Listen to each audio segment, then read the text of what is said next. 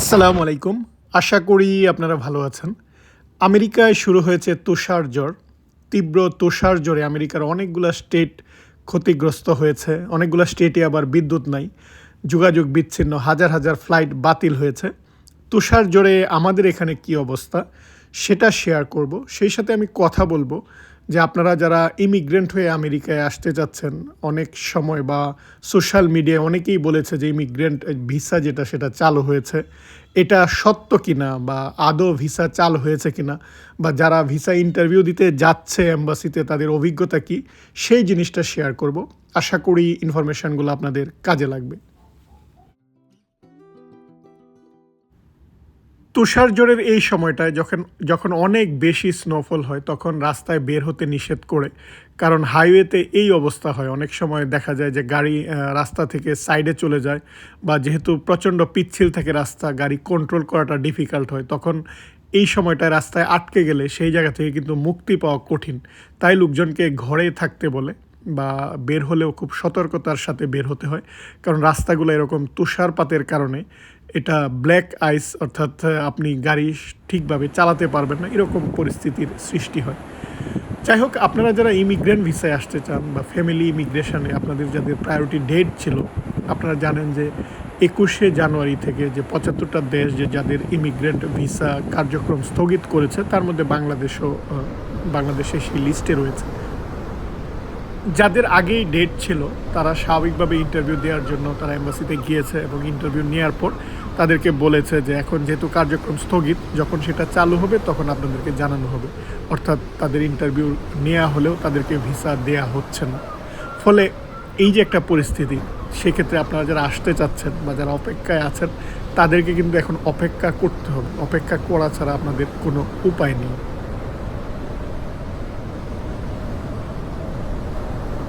এখন আপনারা হয়তো ভাবছেন যে কেন আমাদের সাথেই এমন হলো, সবাই কত সুন্দর করে আমেরিকায় চলে গিয়েছে, অনেক বছর অপেক্ষার পর আপনারা ডেটটা পান, স্বাভাবিকভাবেই আপনাদের স্বপ্ন থাকে যে এই জায়গাটায় আসা।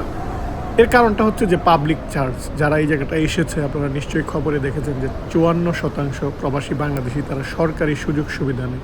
নানা রকম সুযোগ সুবিধা নেই, এখানে অনেক রকম সুযোগ সুবিধা রয়েছে, যেটা তারা স্বাভাবিকভাবেই পাওয়ার কথা সেটা তো পাবেই। অনেকেই আবার জালিয়াতি করে, যেটা পাওয়ার কথা না, তারা নিজেকে সেরকমভাবে দেখিয়ে তারা সরকারের কাছ থেকে সুবিধা নিয়েছে। ফলে এটাই কিন্তু ওভারঅল ইমপ্যাক্ট পড়েছে এই 75টা দেশে, যে সকল দেশ থেকে তারা এটা বেশি করেছে তাদেরকে তারা এখন চেক করতে চায়, তাদেরকে তারা এখন পরীক্ষা করতে চায় যে আপনি যার মাধ্যমে আসতে চাচ্ছেন সে এই জায়গাটায় কেমন বেনিফিট নিয়েছে, সে আদৌ বেনিফিট নিয়েছে কিনা বা সে বেনিফিট নিচ্ছে কিনা, আপনি যে ভবিষ্যতে আসবেন আপনি কোন দিকে যাবেন। ফলে আপনি যার মাধ্যমে আসতে চাচ্ছেন সে যদি এক ভালো এই জায়গায় ভালো চাকরিজীবী হয়, সে যদি এখানকার কোনো বেনিফিট না নিয়ে থাকে সরকারি সুযোগ সুবিধা, তাহলে কিন্তু আপনার ইজিলি আপনি আসতে পারবেন। কিন্তু সেও যদি সুযোগ সুবিধা নেয় এবং তারা যদি দেখে যে আপনিও এই জায়গাটায় আসার পর সুযোগ সুবিধা নেবেন, তখন কিন্তু ভিসা পাওয়াটা কঠিন হবে। অর্থাৎ আমি বলতে চাচ্ছি যে যদিও ভবিষ্যতে চালু হয়, চালু হওয়ার পরেও কিন্তু ভিসা পাওয়াটা আপনাদের জন্য কঠিন হবে। এবং কয়েকদিন আগে এক সাংবাদিক, উনি আমেরিকার প্রেসিডেন্ট, ওনাকে প্রশ্ন করেছিলেন যে এটা কতদিন স্থগিত থাকবে, এই যে ইমিগ্রেন্ট ভিসা প্রসেসিংটা স্থগিত করা আছে সেটা কতদিন। উনি উত্তর দিয়েছেন অনির্দিষ্টকাল, অর্থাৎ তারা এখনও নির্দিষ্ট করে জানায়নি কবে চালু হবে। আমাদের এখানে সন্ধ্যার পর থেকে বিকেলবেলা থেকেই হালকা তুষারপাত শুরু হয়েছে। এরকম তুষারপাত যদি হয়, আমাদের এখানে যেটা প্রিডিকশান হচ্ছে যে প্রায় 10 থেকে 12 ইঞ্চির মতো হবে সারা রাত, আর শনি রবি 2 দিন হবে। সো বুঝতেই পারছেন সময়ের সাথে সাথে এর প্রকোপটা কিন্তু বাড়তেই থাকে। আর যেহেতু ঝড় হচ্ছে, বাইরে প্রচণ্ড ঠান্ডা, আপনারা বাইরে দেখতেই পাচ্ছেন, কিন্তু এই সময়টায় বাইরে -15 ডিগ্রি সেন্টিগ্রেড, অর্থাৎ এতই ঠান্ডা যে ফ্রিজিং ঠান্ডা। আপনি যদি কিছুক্ষণ বাইরে থাকেন সেখানে, তাহলে হাত পা জমে যাবে। বা বলা হয়ে থাকে যে 30 মিনিট যদি এই ঠান্ডার মধ্যে কেউ বাইরে থাকে উইদাউট প্রোটেকশন, কোনো প্রোটেকশন ছাড়া, তাহলে সে শারীরিক তার কার্যক্রম বন্ধ হয়ে যাবে বা হার্ট অ্যাটাকে তার মৃত্যু হতে পারে। তাই লোকজনকে বাইরে যেতে এই সময়টায় নিষেধ করা হয়। আর যারা বাইরে যায় অবভিয়াসলি তারা গাড়িতে করে যায়, বা বাইরে আপনি কাউকে খুব একটা সময় বাইরে দেখবেন না। যারা স্টুডেন্ট ভিসায় আসতে চাচ্ছেন, যারা এই জায়গাটায় পড়ার জন্য আসতে চাচ্ছেন F1 ভিসা, তাদের ক্ষেত্রে কিন্তু কোনো সমস্যা নাই। স্মুথলি ভিসা হচ্ছে। আপনার যদি সবকিছু ঠিক থাকে তাহলে ইজিলি আপনি ভিসা পাবেন। কিন্তু আপনাকে দেখাতে হবে যে আপনার ফিন্যান্সিয়াল ক্যাপাসিটি, বা যদি এখানে স্কলারশিপ নিয়ে আসেন তাহলে সেই ক্ষেত্রে খুব ইজি। আর যারা ভিজিট করার জন্য আসতে চান, আমেরিকায় যারা ভ্রমণ করতে চান, V1 বা V2 ভিসা, এই ক্ষেত্রে এখন যেটা হচ্ছে যে আপনার নতুন করে বন্ড চালু করেছে $5,000, $10,000 বা $15,000। তারা দেখবে যে আপনি এই জায়গাটায় এসে আবার ফেরত যাবেন কি না, ভিসা অফিসার এটা ঠিক করবে। কেন এটা করেছে এখন? কারণ অনেকেই অতীতে যারা এসেছে আসার পর কিন্তু যায় নাই। ভিজিট ভিসায় আসার পর তারা এই জায়গাটায় থাকার জন্য অ্যাসাইলাম ফাইল করেছে, বা তারা এই জায়গাটায় থাকতে চেয়েছে। তাদের এই কার্যক্রমের কারণেই কিন্তু নতুনদের উপর এটার একটা পজিটিভ দিক রয়েছে যে আপনার যদি সত্যি টাকা থাকে তাহলে আপনি বন্ড দিয়ে ইজিলি আসতে পারবেন, এসে ঘুরে যেতে পারবেন। অন্যদিকে যেহেতু এখন অনেক টাকা দিয়ে আসতে হবে, ফলে আপনার যে ভিসা নেয়ার সময় যে একটা লাইন থাকতো, বা ভিসা নেয়ার সময় যে আপনার একটা অপেক্ষা করা লাগতো, অনেক সময় দেখা যায় অনেকে 6 মাস বা 1 বছর পরে ইন্টারভিউর ডেট তারা পেয়েছে, সেটা কিন্তু এখন খুব দ্রুত হবে, কারণ জেনুইন যারা তারাই কিন্তু আসবে। এর একটা পজিটিভ দিক। আবার নেগেটিভ দিক হচ্ছে যে আপনার ইচ্ছে থাকা সত্ত্বেও আপনি হয়তো এই জায়গাটায় ঘুরতে চেয়েছিলেন, কিন্তু এখন আপনার জন্য কঠিন হবে। কিন্তু আবার যাদের ফ্যামিলি এই জায়গাটায় রয়েছে, তারা যদি আপনাকে ইনভাইটেশন দেয় তাহলে কিন্তু খুব সহজেই ভিসা পাবেন। কিন্তু তারা আবার এটা দেখবে যে আপনি যার এখানে যাচ্ছেন সে এই জায়গাটায় কী করে, তার ইনকাম কেমন, সে আবার এখানে সরকারি সুযোগ সুবিধা নেয় কিনা। অর্থাৎ তার উপরেই নির্ভর করছে আপনার এই জায়গাটায় আসা। যারা কাগজপত্রহীন বা নথিবিহীন অবস্থায়, যাদের কোনো ভ্যালিড ডকুমেন্ট নেই, তারা এই জায়গাটায় কিন্তু নানা হয়রানির শিকার হচ্ছেন, বা আইস কিন্তু তাদেরকে খুঁজে বেড়াচ্ছে। অন্যদিকে সরকার অফার দিয়েছে তারা $2,600 পাবে যদি সে স্বেচ্ছায় এই দেশ থেকে চলে যেতে চায়। আমেরিকা চায় আপনি লিগেলি থাকেন, সব ডকুমেন্ট যেন প্রপার থাকে। আপনার যদি ভ্যালিড রিজন থাকে তাহলে তারা আপনাকে ভিসা দিবে। ফলে ভিসা প্রসেসিংটা চলছে। ভিসা প্রসেসিং যারা রিয়েলি আসতে চায়, যাদের সঠিক ডকুমেন্ট রয়েছে, তারা কিন্তু ভিসা পাবে। কিন্তু যারা এখন ইমিগ্রেন্ট হয়ে আসতে যাচ্ছে, বিশেষ করে ফ্যামিলি ইমিগ্রেশনের মাধ্যমে যাদের পরিবার তাদের জন্য অ্যাপ্লাই করেছে, সেই ভিসাগুলো বা 75টা দেশের ভিসা কিন্তু স্থগিত আছে।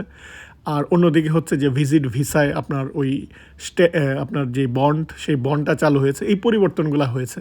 কিন্তু স্টুডেন্ট ভিসা সেটা কিন্তু স্মুথলি আছে।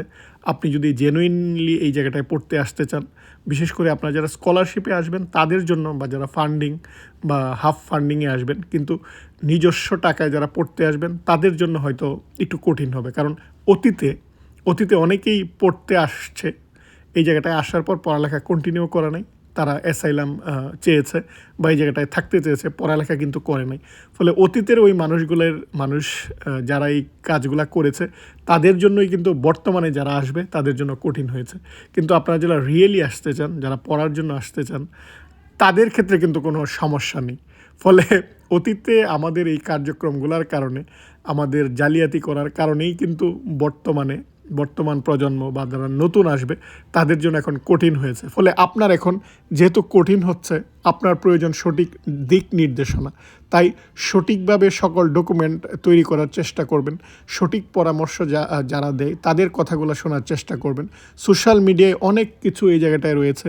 অনেকেই অনেক ভুল তথ্য ছড়ায়, বা অনেকেই দেখা যায় অনেক সময় গুজব ছড়ায়, বা যেটা সত্য না সেটা ছড়ায়। সেই জিনিসগুলা আপনাকেই জাজমেন্ট করতে হবে যে কোনটা সত্য, কোনটা সত্য নয়। তখন দেখবেন আপনি নিজেকে প্রস্তুত করতে পারবেন। আর আমি সবসময় পরামর্শ দিই যে আপনারা যারা পড়তে আসবেন বা ভবিষ্যতে যারা চাকরি করার জন্য আমেরিকা আসতে চান, আপনার এখন একটা সঠিক পরিকল্পনা প্রয়োজন, এবং নিজেকে এই সঠিকভাবে তৈরি করা প্রয়োজন, যেহেতু কঠিন হচ্ছে। আর কঠিন অবস্থায় যদি আপনি আসেন তাহলে পরবর্তী স্টেপগুলো কিন্তু অনেক ইজি হয়। এই জায়গাটায় থাকা বা এই জায়গাটায় চাকরি করা, সেটা আপনার জন্য ইজি হবে। কিন্তু যখন আসার প্রসেসটা অনেক সহজ হয়, তখন কিন্তু পরবর্তী স্টেপগুলা আপনার অনেক কঠিন হয়ে যায়। ফলে যারা অবৈধ পথে আসতে চান বা ভিজিট ভিসায় এসে থেকে যেতে চান, তারা এই চিন্তাগুলো মাথা থেকে বাদ দিয়ে দেবেন, কারণ সেই সুযোগগুলো কিন্তু এখন আর নেই। আর যারা এখন প্রসেসিংয়ের মধ্যে আছেন, তারা যতদিন না আপনার সেই কাগজ হয় ততদিন আপনাকে অপেক্ষা করতে হবে। আমাদের অনেকগুলো স্টেটে যাদের এখানে সচরাচর এরকম শীতে তুষারপাত হয়, তারা রেডি থাকে তুষারপাত হওয়ার পর রাস্তাগুলো পরিষ্কার করে দেয় যেন লোকজন কাজে যেতে পারে। আমাদের কিন্তু বন্ধ থাকে না, আমাদের কাজে যেতেই হয়, কাজ করতেই হয়, বাচ্চাদের স্কুলও খোলা থাকে। কিন্তু আমেরিকার অনেকগুলো স্টেট, আপনি যদি অ্যালাবামা যান বা জর্জিয়া বা সাউথ ক্যারোলিনা যান, যেহেতু সচরাচর সেখানে তুষারপাত হয় না, তখন যদি হঠাৎ করে 4-5 বছর পর বা 10 বছর পর তুষার ঝড় হয়, তাদের কিন্তু আগে থেকেই ছুটি দেয়া থাকে, আগে থেকেই বলা হয়ে থাকে লোকজন যেন বের না হয়, কারণ তাদের এটা ক্লিন করতে বা পরিষ্কার করতে একটু সময়ের প্রয়োজন হয়। কারণ প্রতিটা সিটি প্রত্যেকেরই কিন্তু এই যে ক্লিন করার সেই ইকুইপমেন্টগুলা বা সেই গাড়িগুলা থাকে না। তাই এক একটা স্টেট এক এক রকম। আর অনেকগুলো স্টেটে যখন বিদ্যুৎ চলে যায় তখন হয় ভয়াবহ বিপদ। কারণ এই যে তুষারপাতের কারণে গাছগুলা যখন ভারী হয়ে যায়, সেই গাছের ডাল যখন বিদ্যুতের লাইনের উপর পড়ে, তখন কিন্তু বিদ্যুৎ সংযোগ অনেক জায়গায় বিচ্ছিন্ন হয়ে যায়। সেটা কয়েকদিন বা অনেক সময় লাগতে পারে, কারণ অনেকগুলো জায়গায় ওই জায়গাটায় যাওয়াটাও কঠিন হয়। ফলে এই প্রতিকূলতা কিন্তু শীতের এই সময়টায় বা তুষার ঝড় যদি হয় তখন মোকাবেলা করতে হয়। তাই দেখবেন যে এখন যে তুষার ঝড়টা হচ্ছে, অনেকগুলো স্টেট যেহেতু ক্ষতিগ্রস্ত হচ্ছে, তাই এটা নিয়ে অনেক বেশি কিন্তু অ্যালার্ট জারি করা হয়েছে বা অনেকগুলো স্টেটে জরুরি অবস্থা দেওয়া হয়েছে। যাই হোক, আজ এ পর্যন্তই। আশা করি আপনারা অনেক ইনফরমেশন পেয়েছেন। আপনারা ভালো থাকবেন। আল্লাহ হাফেজ।